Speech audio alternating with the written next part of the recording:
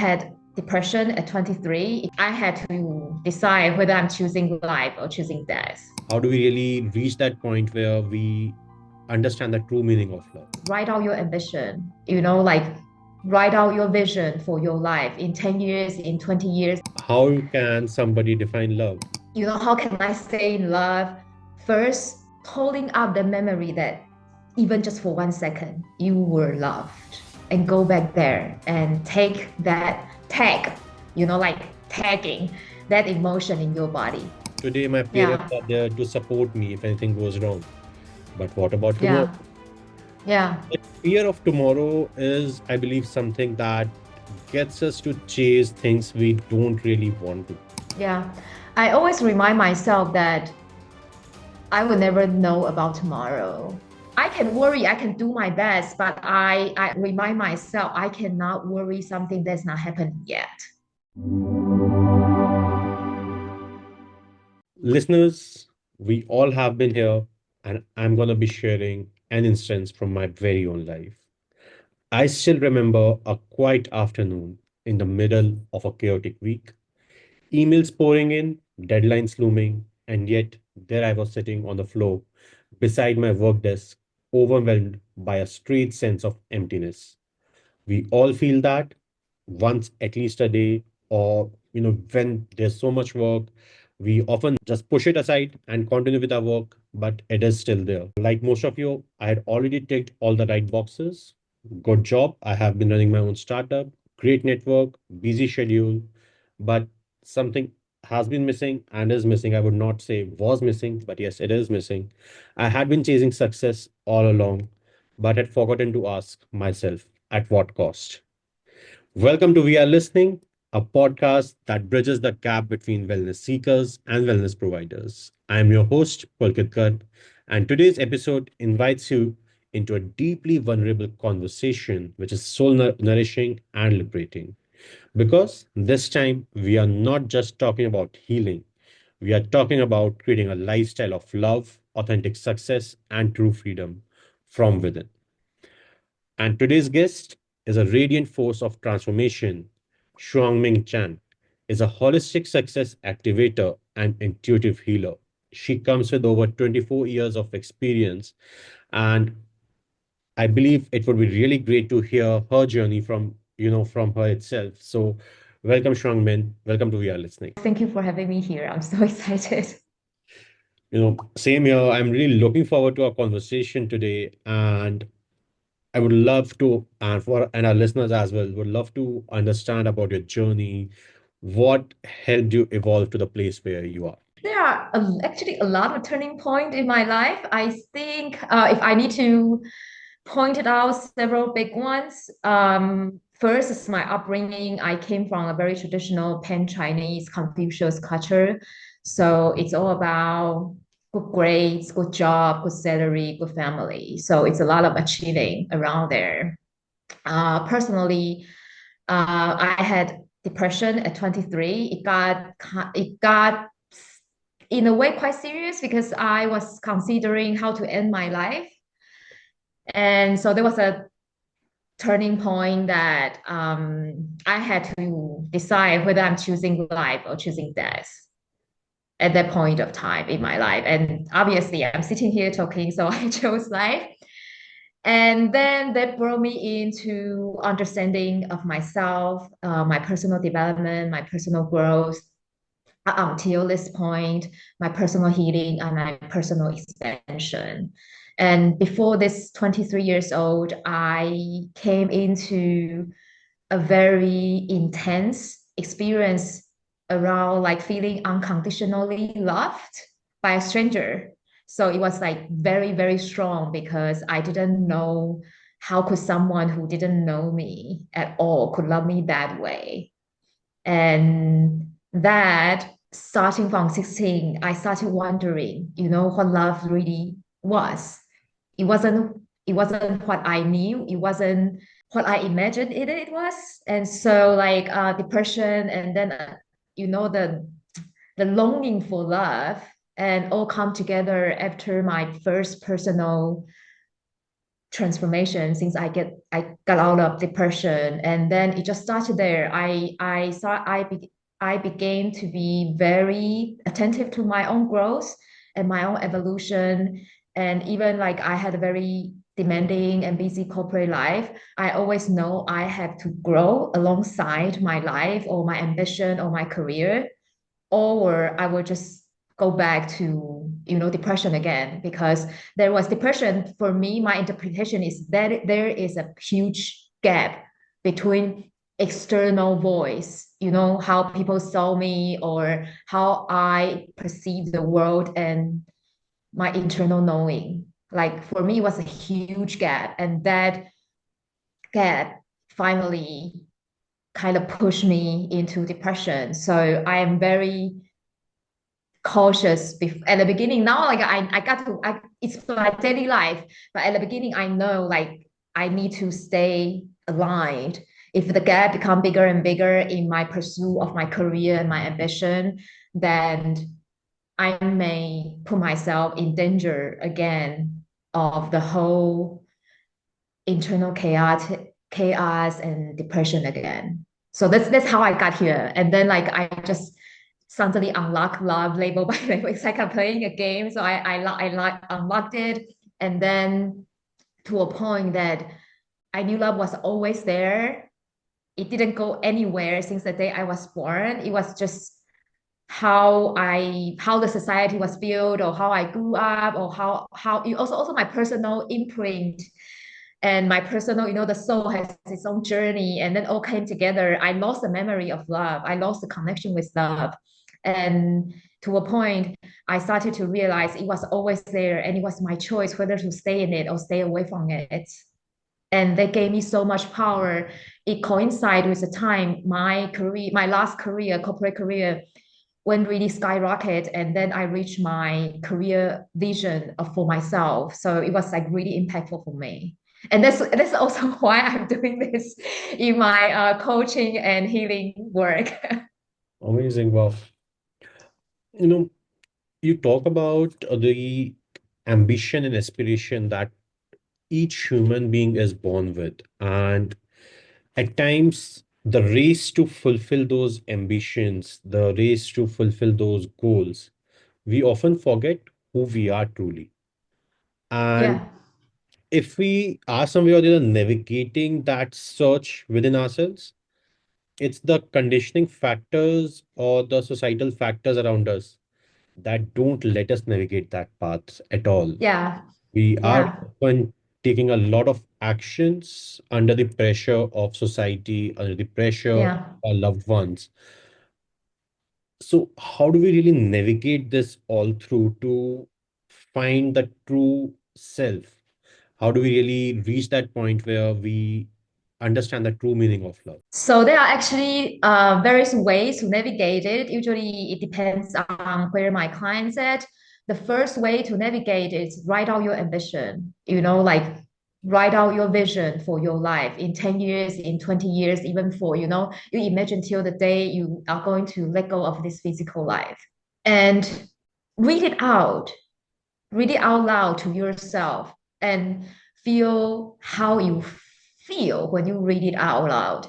My experience is that if that is something that's not aligned with me, I will feel a heaviness or a resistance towards it. But if it's really aligned with me, no matter how crazy and how impossible it seems, there will be this excitement that I am willing to grow, and I'm willing to push my limit to try, or to figure out a way to get it. So the feeling in the body will tell you how aligned you are with your ambition. It's external because of expectation. So that's one thing, one way, like write it out, read it out loud for yourself. And if the first time you are not sure, it's okay. Like do it every single day for 5 days, or every day 5 minutes, and then learn to feel in your body. And the second one you could do is write down all your goals and all your ambitions, and ask yourself, why do you want them? Let's say like I used to work out in the gym quite a lot. And then like everyone is asking me, like, you already work 16 hours a day. Why do you have time, or energy to get up at 5:30, go to the gym? I said that because I want to stay healthy. Oh, maybe I say like I want to have a good body. Why do I have a good body? Want to have a good body because in my world, in my belief, having a nice looking body equals to healthy. And why do I want to be healthy? Because I still have so many adventures I want to do, and I need a healthy body to support me to do it. And why do I want to have a health, a lot? Why do I want to have so many adventures in this life? Because personally, I believe this life is for adventure because I'm not going to take anything away. So experience is where I'm here to create. And when you can ask yourself 7 to 9 layers down of why into your goals, if it's really aligned, a sense of purpose, a sense of knowing who you are will arise within you. You will know who you are if you really answer those questions deeply. And if you can't feel it, then maybe that goal is not for now, or maybe it's just really not aligned. Understood. Well, Yeah, I think these two is like very effective ones. There are more. If you want to know, later you can like follow me or subscribe to my newsletter. surely, because I understand, with the paucity of time as well, we cannot be going at Yeah, I'm thinking that I can like talk of this topic just for an hour, so we still have a lot to go on. No, no, totally. We will be sharing your handles with our listeners in the description below, so they can reach out to you and understand more about love. So, Shangmin, my next question is gonna be around a very basic one, but I believe the most difficult answer to find. Oh my What is love? God. How can somebody define love? So for me, when I feel love, I at the beginning, I shared with you that I encountered unconditional love when I was 16, right? Yeah, So most people, I'm not saying all, most people at certain point in their life, they feel loved. No matter how strong that is, no matter how lasting that is, we feel loved even for a brief moment at a certain point of time in our life.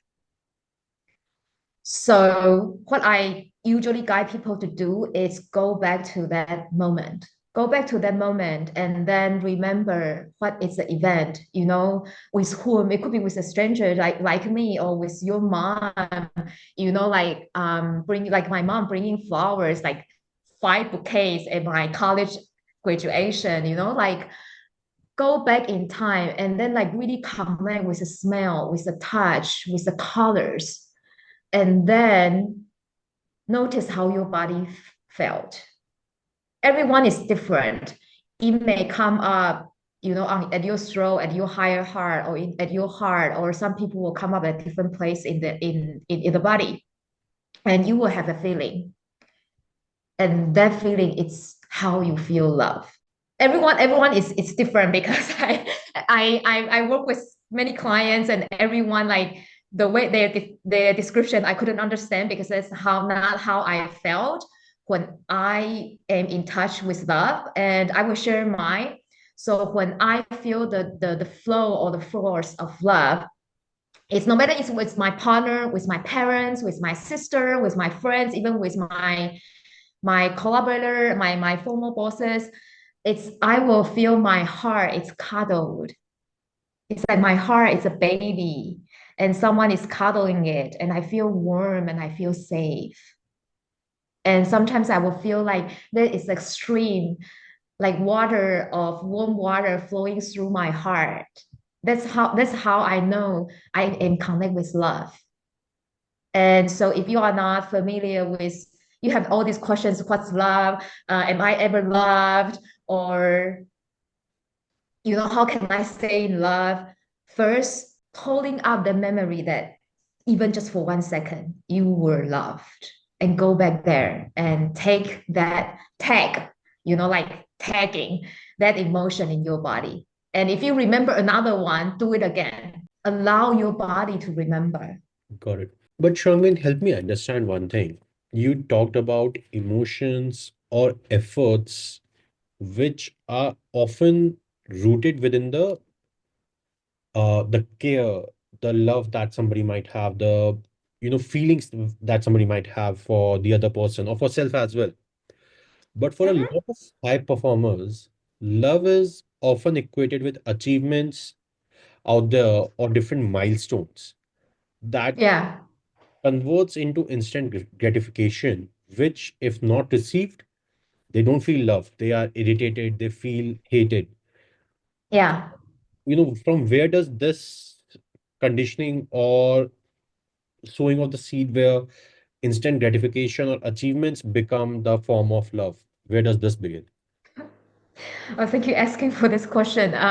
2 days ago, I just unlocked a new label for myself around this. First, this instant gratification, for at least from most of the people I work with, it's coming from our own family, how we feel love in our family. I say this not because your family or my family is doing wrong. It's because that's their best way. They know how to do it. And it's also we were born with a set of consciousness that we will interpret a certain behavior when we were young, probably in a very different way that's away from love. So there's this. I'm not saying anything wrong with our family or anything, but it came a lot from there. For example, I grew up with a family who put a lot of resources from generation from for 3 generations that into their offsprings to give them the opportunity to have better education, to have a better chance to succeed in the society. So just a little background, like 3 generations ago, it was my great grandparents, and they actually came out of a Japanese colonization time. So like the family was like really, really poor. So their mindset is that I will give you everything to, so you don't need to stay as poor, as illiterate as I was. That's how they came through, and it was passed down to me. So they really look into whether you have good grades at school, because at certain point of time, the society, you have good grade, good school, good college, you are guaranteed of success, right? So that's all my parents and my grandparents, my great grandparents pay attention. If I gotta, that we always have that paper telling me I'm the first place in the class, and then they will tell like all the neighbors, oh, like ShuangMin had got like first place in the class in these exams. So we learned that that attention and that love is reinforced. So over time, that pattern became part of us. So we want that instant, we want that praise, we want that recognition, we want that attention to validate that we are successful. At the same time, if I did really poorly in math, I don't get that. So we learned really early on that we have to match a certain set of criteria that we will be loved stronger, better, in more intensely. And so we kind of, in a way, form the concept that, oh, there was like a better kind of love and lesser kind of love. And we all, as human beings, we want something better, nicer, bigger. So like we want that better kind of love. So that was like wired over there. Of course, I know some people, they grew up from a similar family, but they went the other way. They kind of rebel. They didn't want this, but we all have our own healing to do. We all have our own so-called issues to come out from. So usually, if that instant gratification is because of this upbringing, and of course, in the society, same our society, they will talk about Elon Musk. Like what's the investment, but nobody will talk about that little guy in the garage try to make it to like Bill Gates. Yep. That's how media is built, and that's the illusion that we all bought in, that is what we need to do to get love. It's certainly not a personal issue. It's the whole society and the world unfortunately, in some way, it's built in this way. So what I found most importantly, we talk about, keep chasing. So sometimes I will ask myself that if I don't have it, who am I then? Am I able to love myself? It's very important. We are not those uh, awards, compliments. They are part of us. We deserve it, but it's not us. That's a important differentiation here. I understand, and I totally echo with what you're saying because most of the media that we see, be it on the television or social media out there, it's all aspirational, facades that have been made. And with all the due respect, I would like to put it across. We see a lot of our aspirational, identities out there coming out after a certain period of times and sharing their very own battles with depression, anxiety. Yeah. For most of us, we have no idea what's happening with that individual behind those Yeah. keys or reels. Yeah. There was a very recent case that happened, and I was really shocked to, get that news. There was this RJ in India whose Instagram channel was all chirpy, and she was always a very, very, lovable person. She was always laughing, enjoying her life on Instagram. And suddenly there's a reel coming out, post coming out on Instagram in front of me that she committed suicide. I had to Oh go my and check God. her Instagram page to get that confirmation of the news because at times there are false news also traveling, but that came as a really a shocker to me that Yeah. somebody who seemed so happy on an Instagram page that was sort of become Yeah. identity Yeah. to take such a drastic step.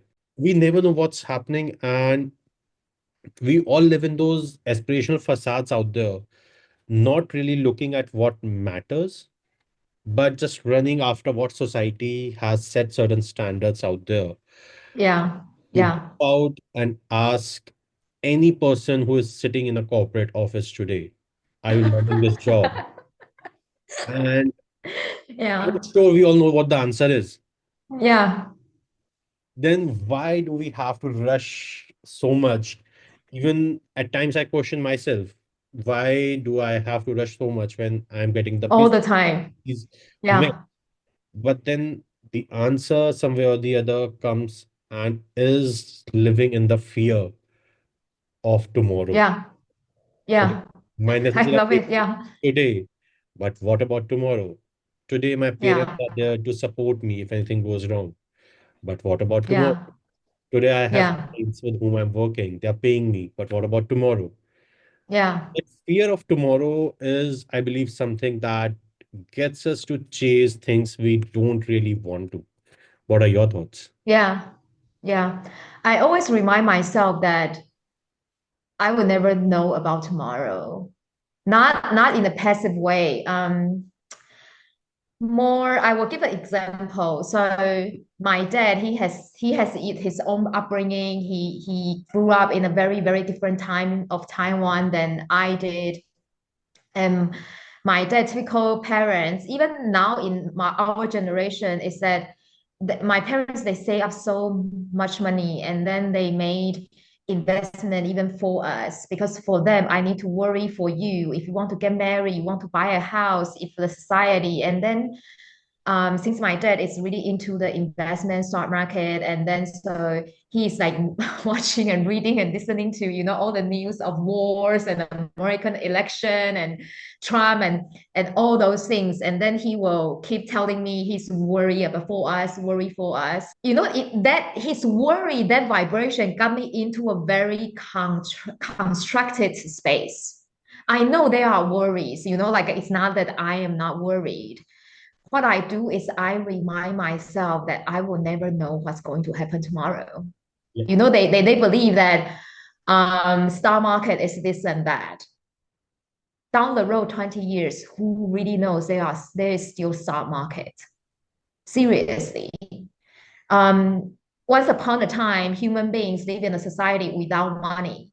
Yeah. Money was an invention of human beings, and somehow it's we took it, we forgot that, and we took it for granted, and then took it for something a lot of time.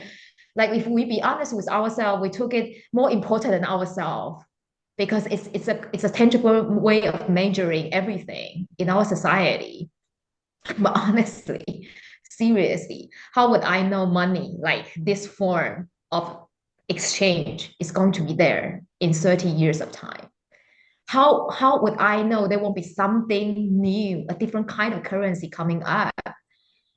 So I can worry, I can do my best, but I always remind myself I cannot worry something that's not happening yet because I just don't know. It's like I would die tomorrow. Then if I'm worrying about tomorrow, I'm not going to, like sign the clients. It seems like pointless. Yeah. Like it makes much more sense watching TV with my sister. So I'm not saying that I am free of worry or free of vision or ambition for tomorrow, but I remind myself to have a balance here. Here is what I have. I actually don't have tomorrow. Nobody have tomorrow. So maybe you will ask like the questions like life is a dance of balance. Yeah. Leaning whichever way is too much will just knock ourselves down what like really hard. It's only we can swing between the balance. We will always be standing. Help me understand one thing, Shangmin. What's the difference, or how can somebody create a difference between loving someone and being a people pleaser? How can we create that difference? I believe the people pleaser, they love people as well. They love the people they please for in some way because they care enough of their opinion to please them. And I think that the true question is here is what's a boundary? Yeah. So if you notice that you have people, I'm not talking about you, I'm just like, if we, anyone who notice like ourselves or yourself have people pleasing tendencies, which means simply you say yes when you don't want to, right? Create a space for yourself before you say yes. For example, make a rule. Whenever someone asks you something, the rule is that you will wait for 5 seconds before you answer. Or you can always tell yourself, I will always tell that person, I will get back to you. Create space. And if you don't know where your space is, look back in time, in the all those occasions you say yes to people, which ones that you really don't like? Why? And write it down. I really don't like when people do ask me of this because it made me feel this and that, this and that, this and that. So next time, if someone asks you first something similar along the line, pause for 5 seconds or tell that person, I will get back to you. Give yourself some time to really understand whether you want to say yes or not. Because sometimes, the same thing is my dad asks me, it's totally fine. But if my friend asks me, it's not fine. Right? We also like catering to different demographic and different roles that we play. And so through looking back your own experience, it you you start with understanding yourself. And I know for people pleaser, the hard thing is actually to say no. You can go extreme, which I tried. Tell yourself you will always say no first. Then you will have different experience with different people when you say no. And then you can observe how you feel, and actually you will get used to how you feel. Then in the future, when you want to come back to a balance, you will know you will actually get used to saying no or having more courage to say no. This is one extreme, which I tried. But not tried, I did it in both ways. Like when I say no too much, I just tell myself I will say yes all the way. So like I do a lot of experiment with myself. Or pick the people that you feel it's easier. Probably a very good friend. And even ask them that their help.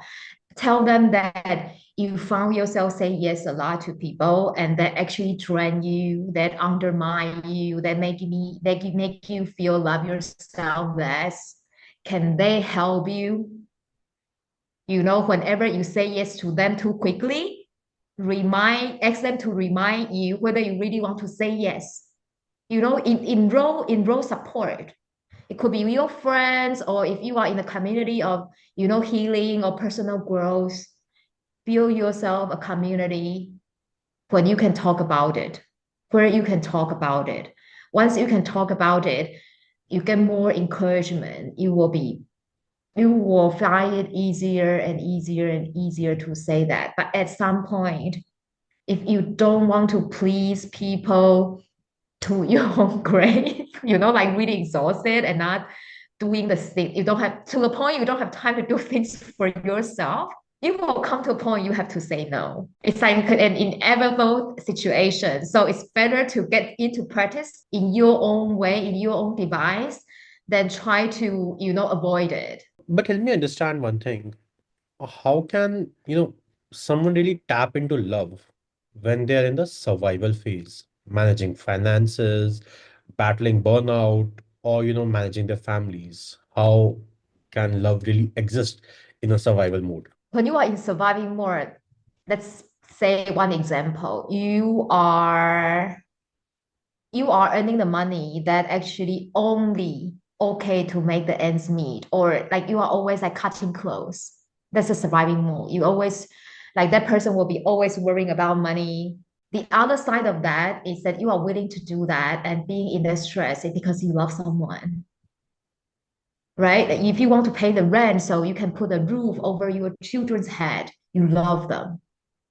So tap into that love when you feel stressed. And I'm not saying that keep telling yourself the story that if you don't get another gig that you are not going to pay the rent. I am asking you to go back that practice I mentioned. Be quiet for 1 minute to 5 minutes. Remember the moment, probably last night you play with your son, or you watch TV with your wife or your partner or your family or even your friends, whoever, whatever, that you are actually peaceful in some way, or you are for a brief moment forgetting that you need to find another gig to earn an extra income. Mhm, mhm. Stay there, tap into that feeling first and stay there. And then when you are really connect with it, ask yourself, how can I come from here to find the next gig? You can come to find the next gig or next job or next thing that will bring an extra income from the stories. Oh my God, if I don't find it, I'm not going to pay rent. Or you can come from, this is the expression of me loving my wife, loving my children. I'm going to bring that love to create something. What you do may not differ, but where you are coming from will bring you power. Well, and you have to really willing to trust it, because I know what I'm saying now is to a lot of people who never tried. It's theory, but theory you have to be willing to test it. And I'm still living it. I have my own business. I need to create clients. And then in some days, I've been like sending 30 requests or 30 invitation or 30 whatever, and there's no reply. And I will feel really unloved, and I can the next day I can send another 31 and then remembering yesterday I didn't get any reply, or I can rewind, I can reset myself and remembering why am I doing this job, right? Yeah. So I'm doing the same thing. I'm doing client creation. I'm doing outreach, but how I'm coming from, I may not get another reply. We just a daily life for entrepreneurs. I still may not get any answers today, the same as yesterday, but at least I enjoy today. That's important. If you can feel more peace, love, enjoyment, then stress and anxiety, your vibration will change eventually. And you can think into reality. It's true. I have so many examples. So when I have no attachment, I just say, I believe my neighbor auntie is going to give me something for this festival. I didn't ask. It will happen. It always happen as long as I think about this way. So if you can spend more time in peace, calm, joy, love, which means you will spend less time in worry, anxiety, chaos, because we only have 24 hours in a day, right? So if we do one more, one side more, we have one side less. And if you are willing to put into practice, sometimes like you will just fall out and you just don't remember and you went back to, we go back to the habit. I still have this moment too, and you just come back, and then more and more and more you come back, you will stay here, and your vibration will eventually change. I have clients change in 2 weeks. I have clients change in 2 months. It depends on you. Yep. And I have clients who is doing much less now but earning much more than 3 years ago. And she's in corporate.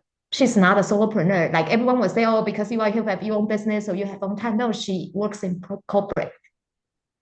Yeah. She's doing less, earning more.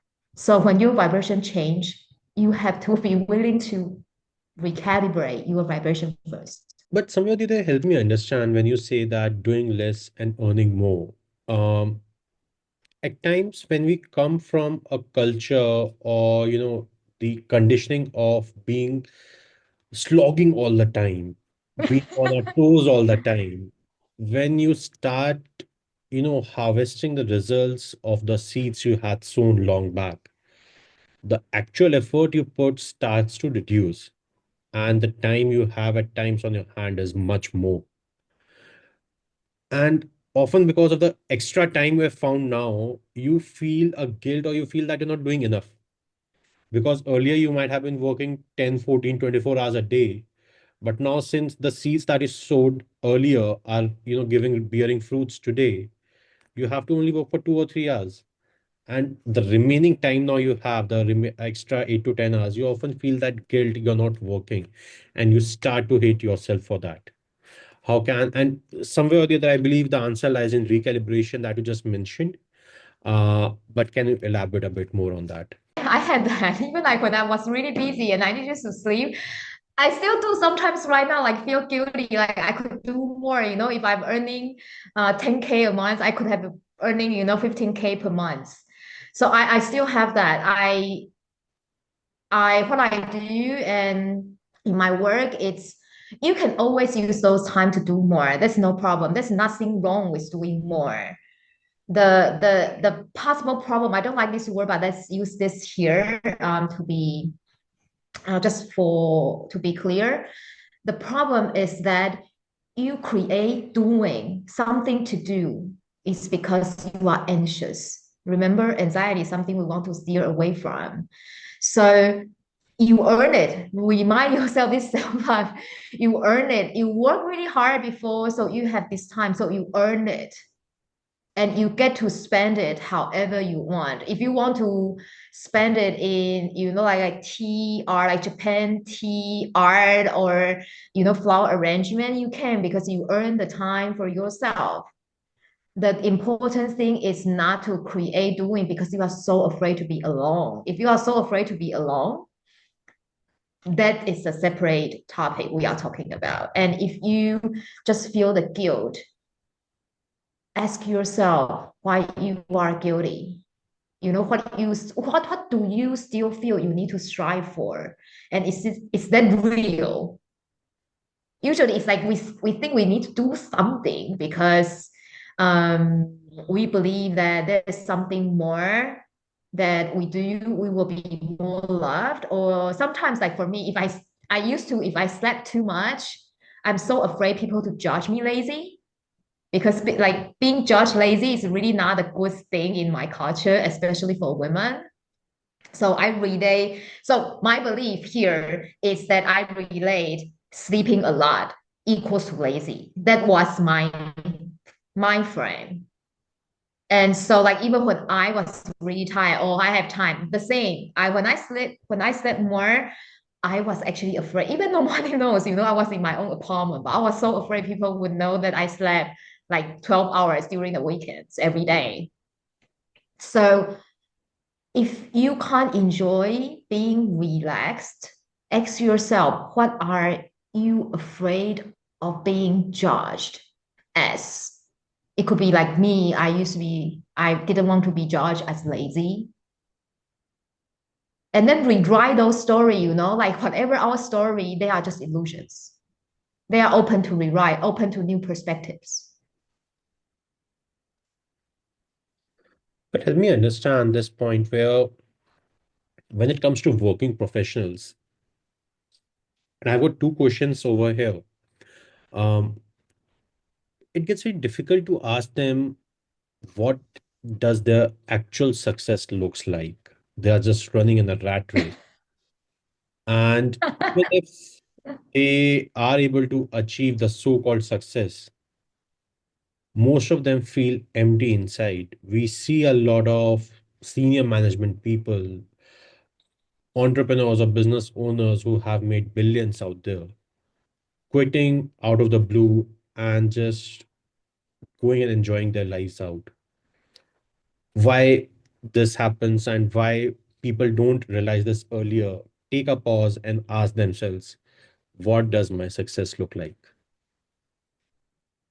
First, why people don't realize is I don't know about your culture, but I came to believe it's actually more or less playing in most of the culture we came in contact with. Why we don't realize it most is because growing up and the societies are telling us a story that if you reach a certain level, which is not defined, that you will feel settled, you will feel free, you will feel safe. We were told a story about that, but nobody really tell us, where do I need to arrive? It's just like if you are success, success is actually open interpretation. It's a really vague.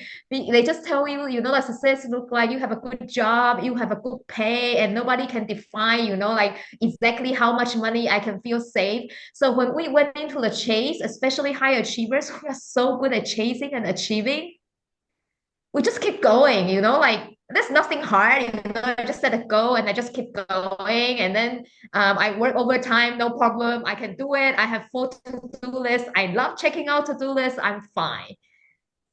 And we are holding the dream, like we are going to get somewhere. I can start.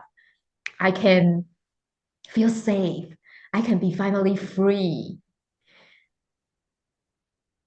And then we achieve more and we realize that we started to realize this story seems like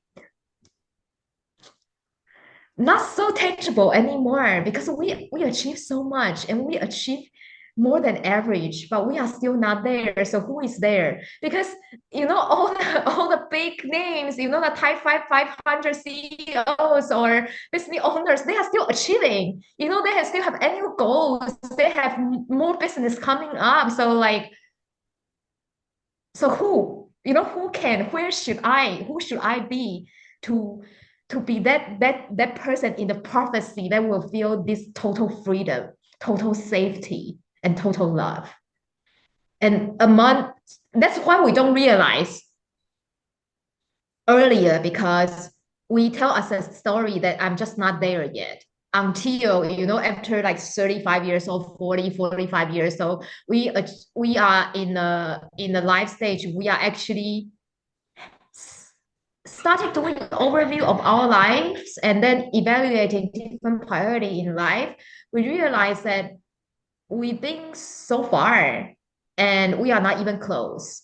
That's why that emptiness, like for me, it's a feeling of being lied to. Like I was told growing up, if I'm success, the title, money, whatever. I will feel safe, total freedom, whatever. I didn't have that. And then I asked myself, am I willing to aiming for the CEO position? I didn't want to because I wasn't freer, I have to put in more time and my health has some problem already. And then I don't think that the more money I get is going to, it doesn't equate. So that's where the emptiness came from. So usually because of that preset story, we only realize that the feeling of being betrayed by the society or the feeling being lied to in the society, the feeling of being, like the life is in vain because I didn't know what I'm chasing, at certain stage in life.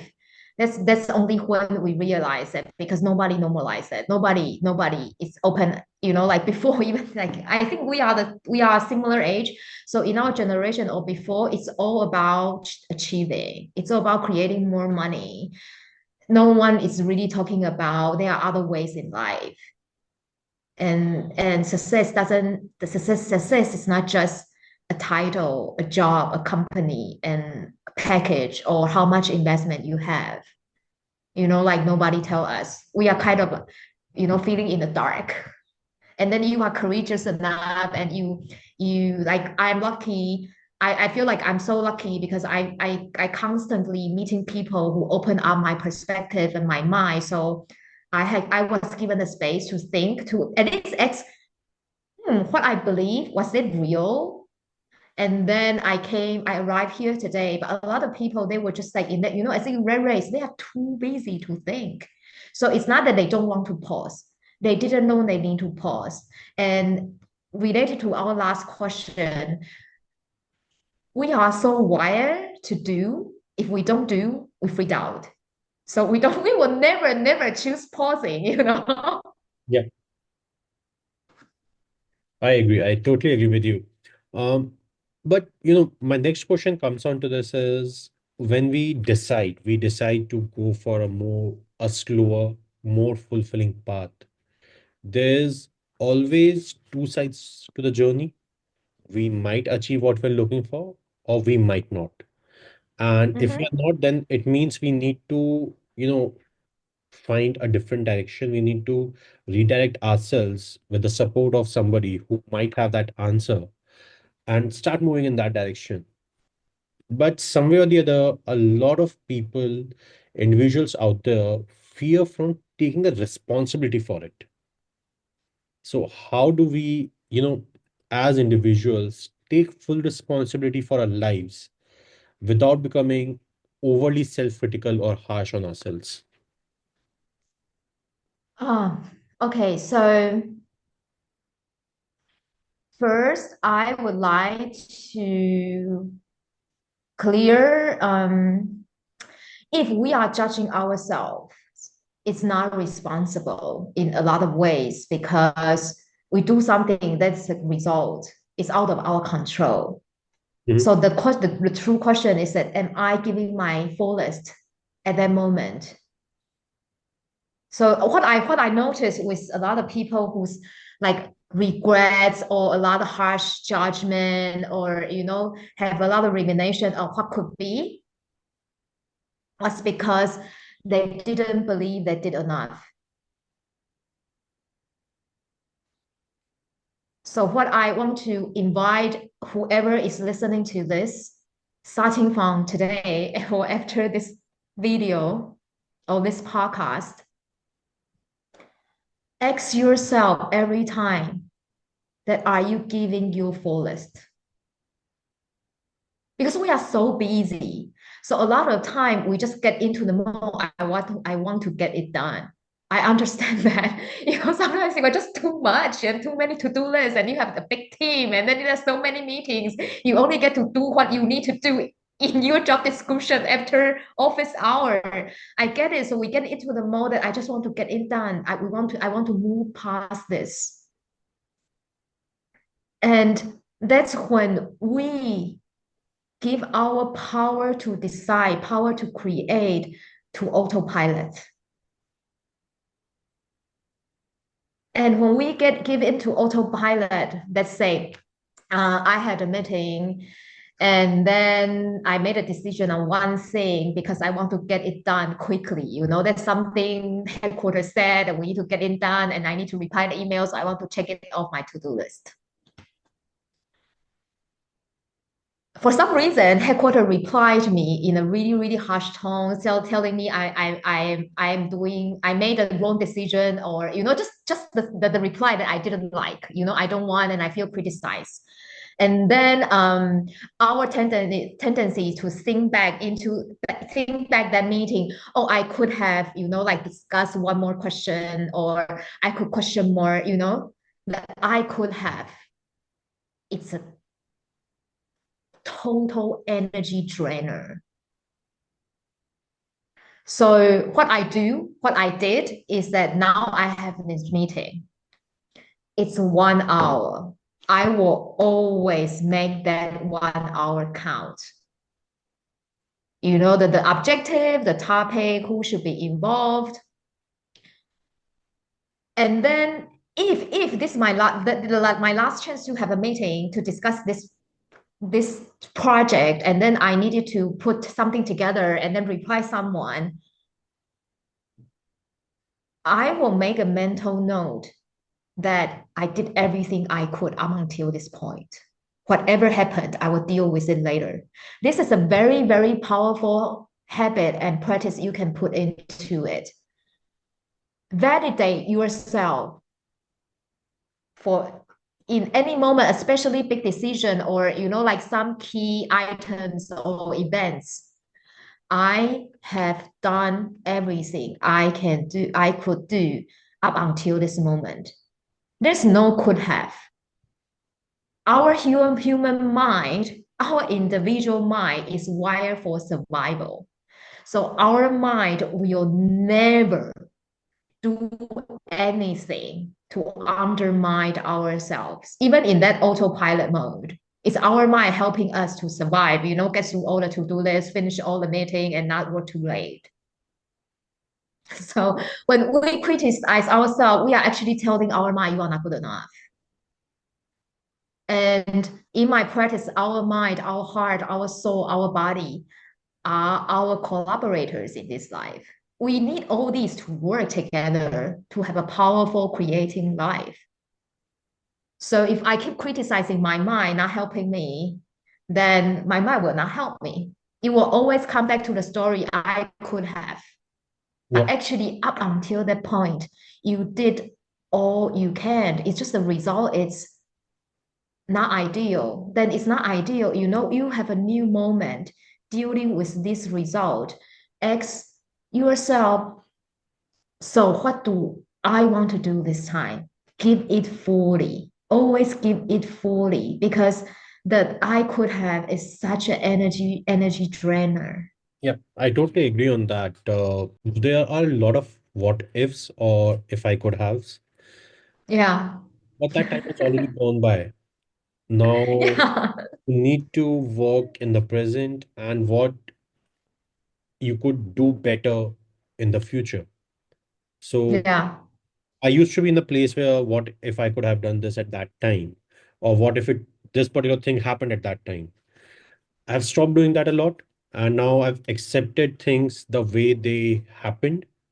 And now I'm working towards how can I make my present and future the way I want it to be. So it took Yeah. a lot of time. It wasn't easy, and I'm still working for. Yeah. But Me too. it does help me now save a lot of energy. I give myself at times, there's always a fear of judgment inside, but whenever I'm not feeling like working and For trying sure. just I try my best to differentiate between me being lazy and me actually requiring that rest. I Yeah. give myself that time when it's required Yeah. because Yeah. I've seen when I have not given myself that time, I push myself, I keep pushing myself into doing the work or driving. There have been results or outcomes which I didn't like, or there have been conversations which have turned into heated arguments which could have been easily Yeah. saved if I was coming from a more calmer space, mind. Yeah. So I give myself that time. I give myself. that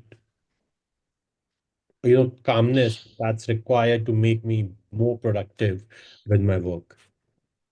Yeah, and I think you touch upon something very important. Also, in last question, you mentioned something about self-responsibility. One of the my frame, I ask all my clients to adopt. Yes, I kind of force them, otherwise they won't work with me for as long. That everything in your life happen for you. The universe love you. Yeah, So the ideal result, the unideal result is happening for you to learn, for you to celebrate, for you to rejoice, for you to expand, and for you to transform in different occasions for different reasons. So if you can see that you give your best, even like you can't really give yourself the full credit that you are doing your best, but step into how this is happening for me. And you know, like sometimes still for me, like not sometimes now it's more things like the energy is more I can sense energy more. A lot of times I don't know the answer right away. But when I am willing to ask, how is this happening for me? I calm down because I'm so eager to learn, you know, I'm so eager to grow from that. I'm so eager to feel loved because it's happening for me. But if I keep saying that, oh, I could have do better, how can I do poorly? I close myself down to receive love. And then I wouldn't be calm if I keep being in that mind frame. So remember, the universe love you so much, love us so much. So everything is happening for us. I know maybe some people are listening that like you are going through something much more difficult than I have experienced in my life. I'm not comparing, but I know we don't have all the experience in the whole world in one person. yep, And the worst case, it already happened. We can choose to keep blaming, keep asking why it happened to me, all those things that make us miserable. Or I can ask, this is so damn painful, but I'm willing to choose it's happening for me. This is the most, for me, this is the highest form of willpower and personal power. I agree. Even yesterday, while coming back to home from office, I was listening to Sadhguru, and the talk was about how do I find my soulmate or when do I find my soulmate. So he also mentioned that whatever has happened with you, the heartbreaks or any form of experiences, the pain, trauma that all you went through was all about preparing you for the right person out there. You might Yeah. have crossed paths with your soulmate even earlier in life, but you were not ready to, be at that energy level or to meet that person at that moment. Mm-hmm. In Mm-hmm. order to align with your soulmate, you need to be at their frequency level and vice versa as well. Yeah. So until Yeah. and unless the two souls which are meant to be soulmates are vibrating at the same frequency level, the Yeah. universe will not make them meet. The universe will keep preparing them, keep throwing challenging challenges at them. And the Yeah. moment they're ready, they will be introduced to each other through some means nobody knows about.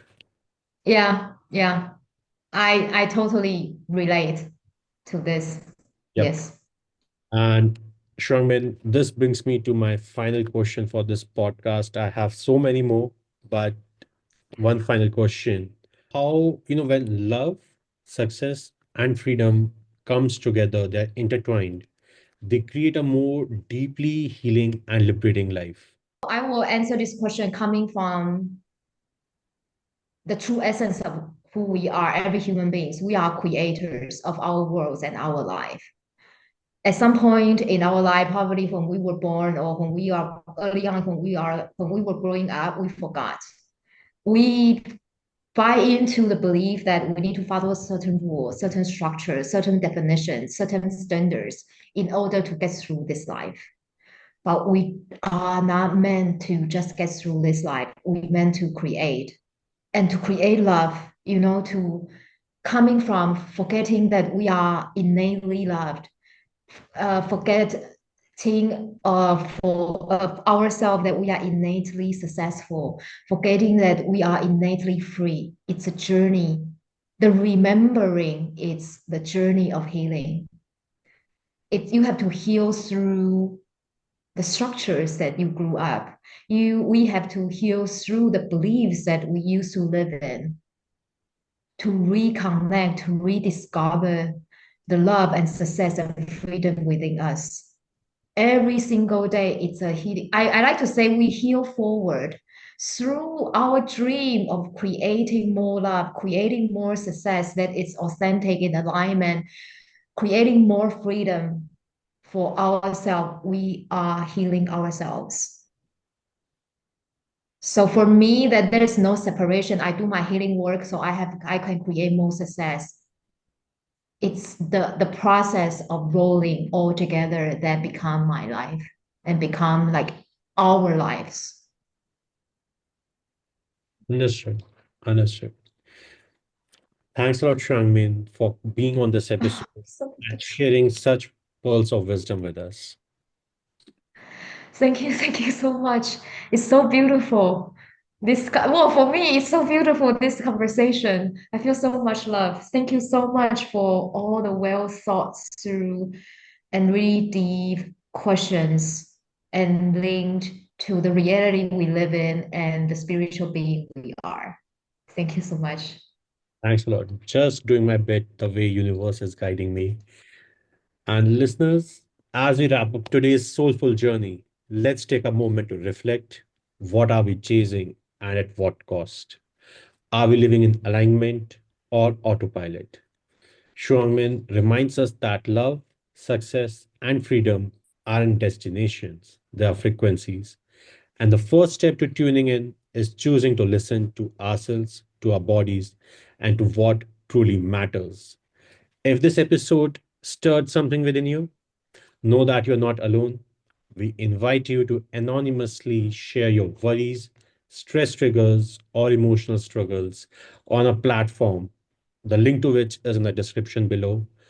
Remember, your voice matters and we are listening. Thank you.